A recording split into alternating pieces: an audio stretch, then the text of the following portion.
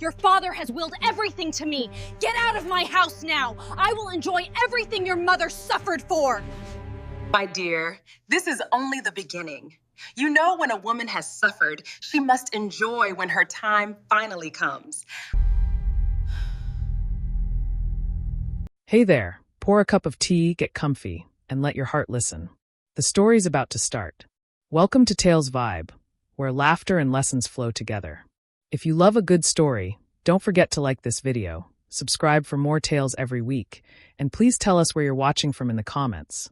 We'd love to know where our story family is tuning in from. While Chima spent his days working quietly and studying Amaka's routine from a distance, Amaka herself had fully settled into her new life. She moved around the Maitama house like someone who had finally stepped into the world she always believed she deserved. Every morning, she dressed in her bright Ankara house gowns, the type she never wore when Chief Obinna was alive. She walked from room to room with a satisfied air, humming lightly as she inspected her new kingdom. With each passing day, she grew more confident that nothing and no one could shake her position. She began with small changes. She replaced curtains with newer ones. She ordered different tableware. Then she moved to bigger things, new couches, new rugs, new paintings. Anything that reminded her of Obinna or Chima was removed without hesitation. One afternoon, she was on a video call with her friend Nkem, showing her the updated dining area. "Amaka, you have turned this place into a palace," Nkem said, laughing. Amaka smiled proudly. "My dear, this is only the beginning. You know, when a woman has suffered, she must enjoy when her time finally comes." "You deserve it," Nkem replied. "And that boy, he didn't disturb you?" Amaka rolled her eyes slightly. "Chima? Oh, please. He was too soft. He left quietly, just as I expected. He will survive somehow. Young boys always do." She waved her hand like she was brushing away a small concern. Later that same week, she invited 2 of her new social friends over. They admired her wardrobe, her new jewelry, and her designer perfumes arranged neatly on her dresser. "You're glowing," one of the women said. "Marriage treated you well." Amaka laughed behind her hand. "Marriage tested me. But now I am the one enjoying the reward." She never let her guests enter Obinna's study, though. That room remained locked whenever outsiders came. Not because she suspected anything, but because she was tired of seeing his old things, especially the desk and chair he always claimed as the heart of the house. She told the workers to ignore the study for now. She planned to renovate it later, but the truth was simple. She didn't care about it. Whenever she passed the door, she barely spared it a glance. To her, everything important had already been handed to her through the will reading. She believed she had won. She believed Chima was gone for good. She believed the house was hers forever. What she didn't know was that the one room she ignored held the key that would undo everything she had built in these few triumphant weeks. And outside, somewhere far from luxury, Chima was already preparing for the moment destiny would bring him back. Amaka was in the bedroom sorting through another set of clothes when she heard the security man knock softly on her door. "Madam," he said, "there is someone here to see you." She didn't bother looking up from her jewelry drawer. "Who?" "Barrister Yudma." Amaka froze with a necklace in her hand. "The lawyer again?" She adjusted her gown quickly and told the guard to let him in. She composed her face in the mirror, calm, warm, confident. Then she walked downstairs with measured steps. Barrister Yud was waiting in the sitting room, holding a slim brown folder. This time, he didn't look like a man coming for a routine visit. His face was more serious than she remembered. "Barrister," Amaka greeted. "You didn't tell me you were coming." "I know," he replied simply. "I needed to speak with you directly." She sat down slowly. "Hope there is no problem?" The lawyer placed the folder on the table between them. "Some new information regarding Chief Obinna's estate has reached my office." Amaka's fingers tightened slightly, but she kept her smile steady. "New information? What kind?" He didn't answer immediately. Instead, he opened the folder and brought out a single sheet of paper. Chief Obinna left specific instructions that if certain conditions occurred after his passing, I must investigate further and provide follow-up documents. Amaka blinked. "What conditions?" The lawyer clasped his hands. "The treatment of his son." A small wave of heat passed through her chest, but she hid it well. He continued, "I received a call today that suggests Chima may not be living where he should be. I came to clarify this directly from you." Amaka gave a short laugh. "Ah, barrister, I don't know what you heard. Chima is fine. He chose to move out. You know how young boys are. He wanted independence. Barrister Yude watched her closely. Is that truly the case, Mrs. Okafor? She met his gaze without blinking. Of course. Why wouldn't it be? The lawyer nodded slowly, but his expression did not change. Very well. However, I must remind you that Chief Obinna was very particular about how his son was to be handled after his passing. Any mistreatment, displacement, or denial of rightful access would activate the next set of legal steps. Amaka shifted slightly in her chair. Legal steps? Barrister, are you threatening me? No, he said calmly. I am simply following the instructions left by your late husband. He closed the folder. I will return in a few days with the remaining documents. Please ensure everything is in order before then. Amaka smiled tightly. Everything is fine. But after he left, the smile faded. Something in his tone unsettled her. 2 days after Barrister Yude's unexpected visit, Amaka still felt a tightness in her chest she could not explain. She told herself everything was fine. She was in control, the house was hers, Chima was gone, and the lawyer had no real reason to return. But early that morning, the sound of the doorbell echoed through the house. She frowned. Who is that by this time? One of the workers rushed upstairs. Madam, it's Barrister Yude again. Her heart skipped. She adjusted her gown again, this time more hurriedly, and walked downstairs.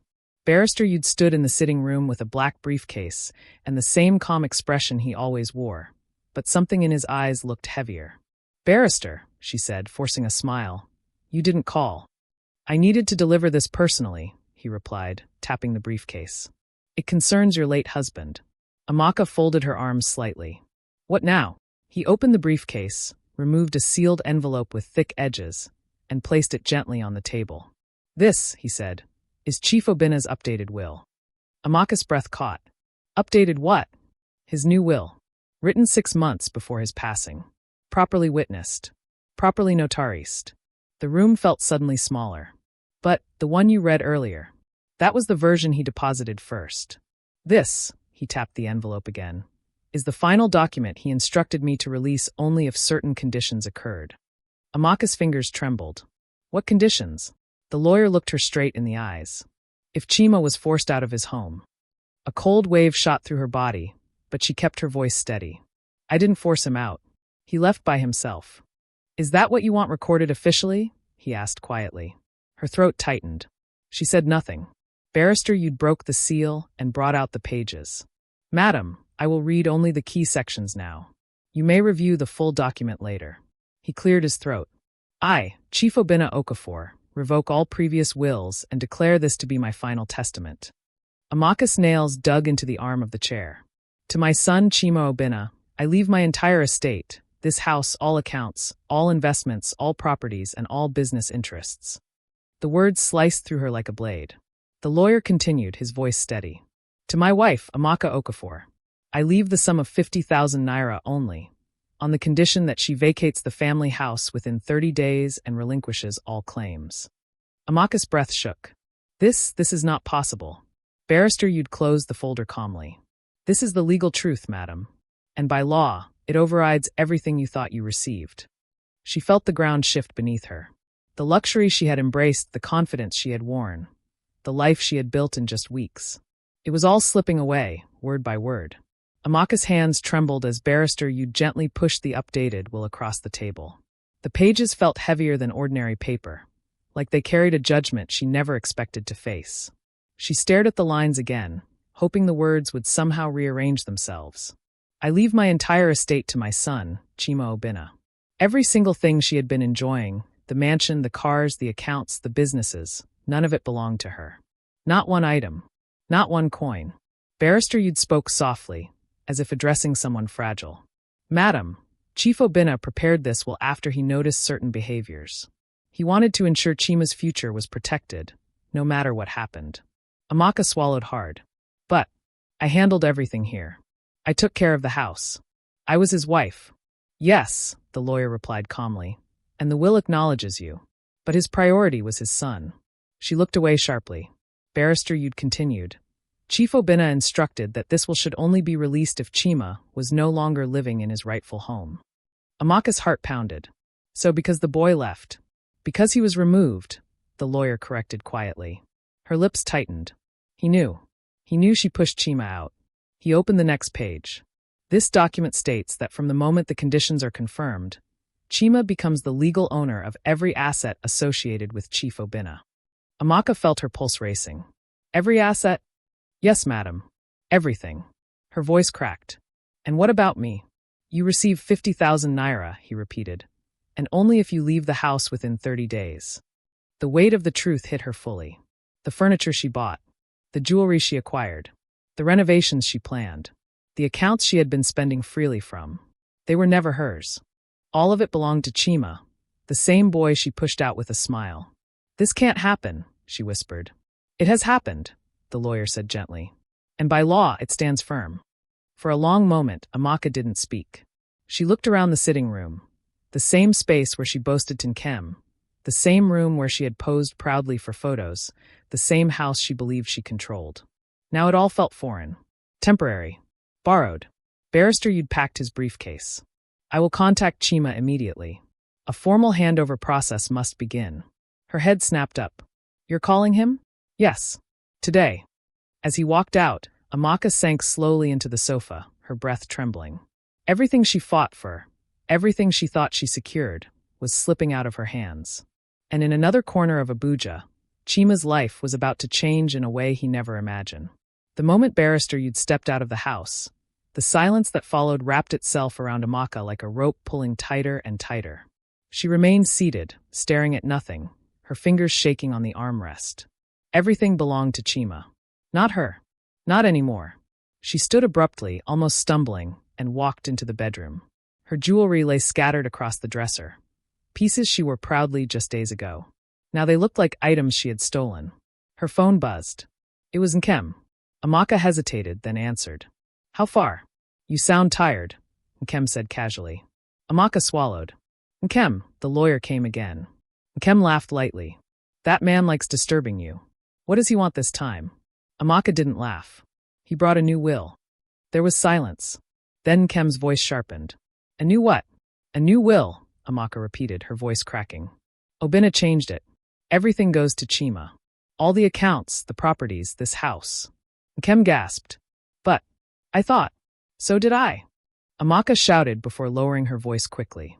I thought the first will was final. I thought everything was mine. What did he leave for you? Nkem asked softly. Amaka closed her eyes.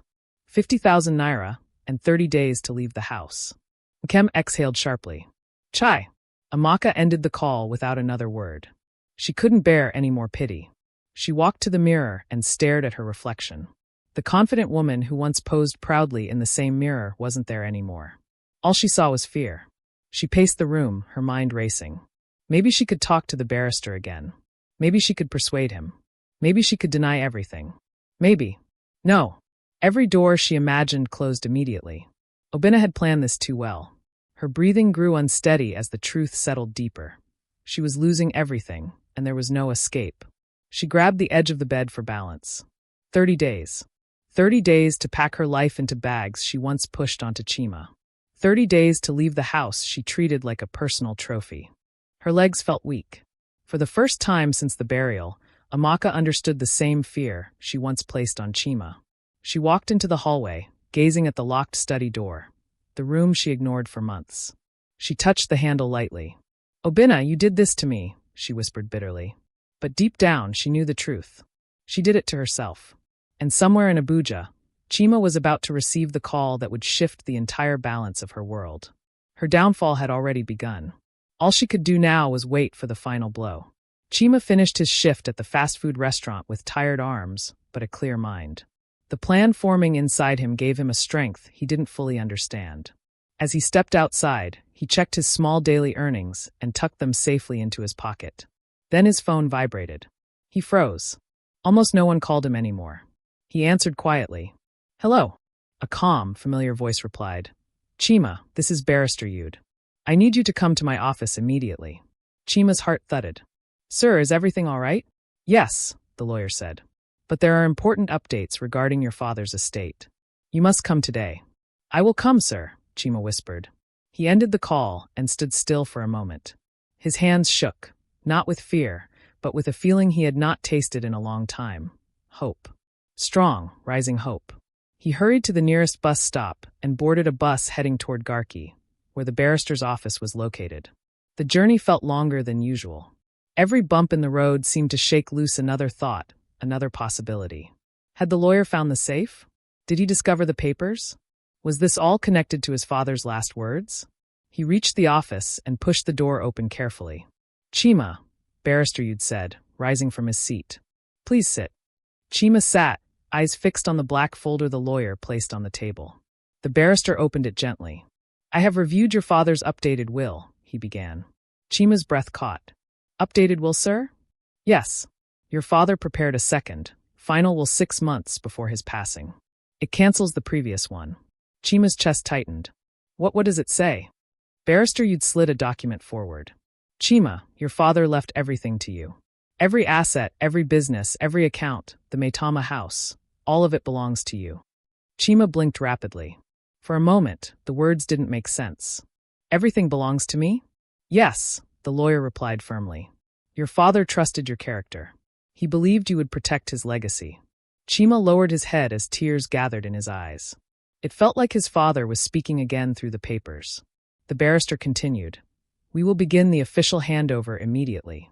But there is another issue, the matter of how you were removed from the house. Chima inhaled slowly, remembering the day Amaka pushed him out. Barrister Yude nodded. Her actions activated this will. Without knowing it, she ensured everything returned to you. Chima wiped his face quietly. For the first time since the funeral, the world felt steady, fair. He sat up straighter. He was going home soon. Barrister Yude left the office door open as he walked Chima out, giving him a reassuring nod. Go and rest, he said. Tomorrow, we begin the full legal process. Chima thanked him softly and stepped outside, the weight of the news still settling in his chest. The street looked the same, the buses, the shops, the noise, but everything inside him had changed. His father had not forgotten him. His suffering had not been for nothing. The life he thought he lost was still his, waiting quietly to return. He breathed deeply, steady and sure. Tomorrow would begin a new chapter. Meanwhile, in Maitama, Amaka paced through the sitting room like someone trapped inside her own mind. She had barely slept since the updated will tore her world apart. Her thoughts were scattered, her calm demeanor gone. Every knock, every sound from the compound made her flinch. She grabbed her phone and called Nkem again. Nkem, I don't understand, she whispered. Everything is turning upside down. Amaka breathed, Nkem replied. Maybe the lawyer is mistaken. Maybe he's not mistaken. Amaka snapped, her voice shaking. Obinna left everything to that boy. Everything. Silence filled the other side of the line.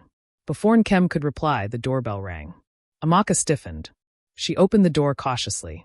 It was the estate security supervisor. Madam, he greeted.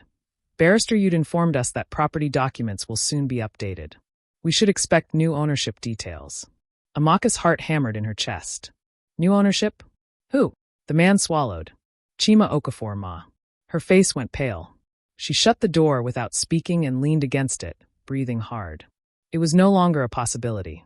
It was no longer a threat. It was happening. She walked slowly into the study, the room she ignored for months.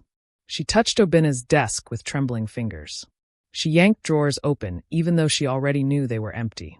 She shook her head, tears stinging her eyes. Obinna, you planned this, she whispered. You wanted this for me? No answer. Only the truth echoing around her. Her phone buzzed again. From Barrister Yude, Madam. Please be informed that the rightful owner of the estate will be visiting soon. Kindly prepare for the transition process. Amaka dropped into the chair, her hands trembling uncontrollably. Chima was coming back. Not as a guest. Not as a helpless boy she pushed out. Not as someone begging for space. But as the legal owner of everything she had claimed. Her downfall was no longer approaching. It had arrived. Across Abuja, Chima boarded a bus to the shelter with a steady heartbeat. He was no longer confused. No longer broken. No longer lost. He finally understood. His father's message. The hidden papers. The suffering. All of it led to this moment. Tomorrow, the truth would walk through the gates of the mansion. And nothing there would ever be the same again. Chima barely slept that night. He lay on the shelter mattress, his mind replaying every word Barrister Yude had told him. The truth was finally open. The updated will was real, and his father had protected him long before death. The thought kept Chima awake, not with fear, but with a growing sense of strength he hadn't felt in months. At dawn, he rose quietly, washed his face, and held his father's picture a little longer than usual. "Papa, I'm going home," he whispered. He packed his small bag and made his way to Barrister Yude's office. The lawyer greeted him warmly and handed him a document. "This confirms your identity as the rightful heir," he said. "Keep it with you. Today is not the final step, but it begins everything." Chima nodded. "Thank you, sir. I'm ready." They entered the lawyer's car and began the drive toward Maitama. As the roads passed, memories returned. Learning to ride a bicycle near the gate, running through the compound, sitting with his father on quiet evenings. His chest tightened with each memory, but he stayed steady. The mansion gate appeared. Tall, familiar, heavy with meaning. When the security men saw the lawyer's car, they straightened quickly. "Good morning, sir," one of them said, hurrying over. "Inform Madame Amaka that we are here," Barrister Yude instructed. The guard nodded and ran inside. Chima took a slow breath. He wasn't afraid, not anymore. The truth was backing him now. His father's love was backing him. Minutes later, the guard returned. "Madam said you can come in." Barrister Yude turned to Chima. "Let's go." They walked through the gate, and Chima's steps grew heavier with emotion. The house looked different yet familiar. Imposing yet full of memories he had been forced to abandon. At the front door, Amaka stood waiting. Her eyes were red from crying. Her wrapper was tied loosely, her confidence gone. She looked at Chima only briefly before lowering her gaze. Barrister Yude spoke firmly. "Madam, as earlier stated, we are here to begin the transition process. Chima is the legal owner of this property." Amaka did not argue. She simply stepped aside. Chima walked past her, slow, steady, dignified. He wasn't here to boast. He wasn't here to punish her. He was here because he belonged here. He entered the sitting room, the same room where she once told him to pack and leave. His throat tightened. He was home again. And this time, no one could push him out. Chima stood quietly in the sitting room, allowing the familiarity of the space to settle around him. It felt strange being back, almost unreal. The walls, the furniture, the framed pictures, everything carried his father's presence. Yet everything also carried the memory of the day he was pushed out with nothing. Barrister Yude placed a hand on his shoulder. "Chima, this is your home now. Take your time. Nothing must be rushed." Chima nodded. "Thank you, sir." The lawyer excused himself to speak with the workers and begin the formal documentation. Chima remained in the center of the room, breathing slowly. He wasn't angry. He wasn't bitter. He simply felt a deep sense of responsibility rising inside him. He walked toward the study, his father's favorite room. Opening the door felt like opening a chapter he had been too afraid to face. The smell of old papers and books filled the air. Everything looked exactly as he remembered, except for one thing. The locked drawer. The same drawer his father told him about. He knelt beside it, pulled the handle gently, and felt the same resistance. Locked. But today he didn't panic. He searched the desk carefully and found a small key taped under the drawer. His breath caught. His father must have placed it there intentionally. Chima removed the tape, slid the key into the drawer, and turned it. It opened smoothly. Inside, he found the papers, neatly arranged, sealed in a transparent folder. His name was written on the first sheet in his father's handwriting. Tears gathered in his eyes. "My son, if you are reading this, it means things did not go as I hoped. But trust the truth. It will find you." Chima placed a hand over his chest, overwhelmed. Everything suddenly made sense. The urgency in his father's voice, the hidden will, the locked drawer, the suffering he endured. His father had been guiding him long before death. He wiped his eyes and placed the folder carefully on the desk. This was the beginning of his rebuilding, not just of the house, but of his life, his identity, and his future.